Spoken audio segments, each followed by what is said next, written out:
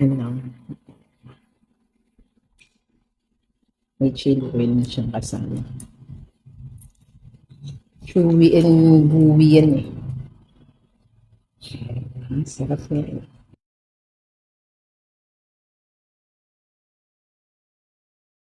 Gagawa tayo ng special, healthy and yummy dumplings.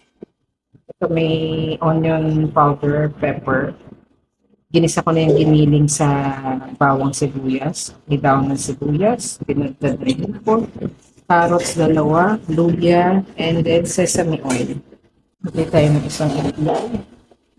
Tapos lagyan na rin natin itong hipon. Pinagdad ko na yan. Yan. Luto lang, saka mix natin yung luya at carrots. Mix na yan. Lagyan natin yung ketchup oil. Konti lang yan. Sakto yan. Tapos, maglalagyan ko ng oyster sauce ng konti. Mix mo na natin. Mapit na yung lasa.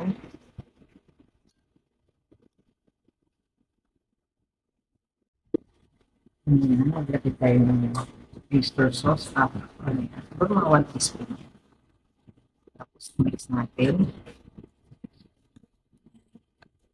Yung pagpalasa natin. Ang pangunan nito.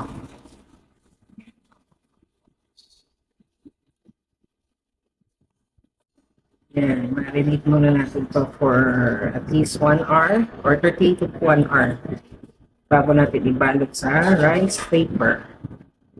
Okay na siya. Ayos na. Gusto natin maigi. After 1 hour, more than 1 hour na marination, ito, re-ready na natin ang ating rice paper. Hinati ko sa dalawa ang isang rice paper. Ito na yung warm water. Ito na yung plato para dyan ko gagawin yung mixture. Ito tayong dumplings. So, ilubog na natin dito. Saglit lang na lubog. Dapat mabilis ka magbalot. Yan. Kasi para lumambot na siya, lagay mo dito. Maglagay ka ng half mixture. Yan. Half mixture lang. Yan. Tapos balot na. Pasal ko half, half tablespoon.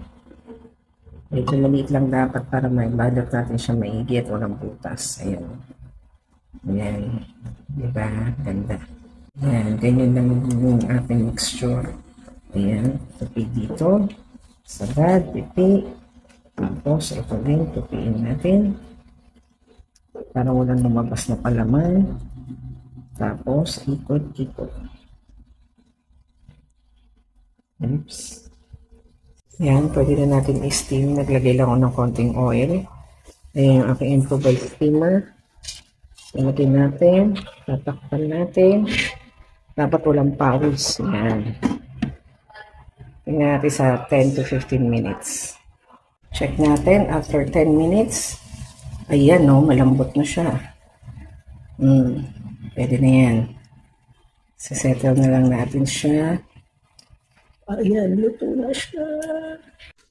Ayan na yung aking shrimp and pork dumplings na may ginger, carrots, daon na sibuyas, may shrimp and brown pork.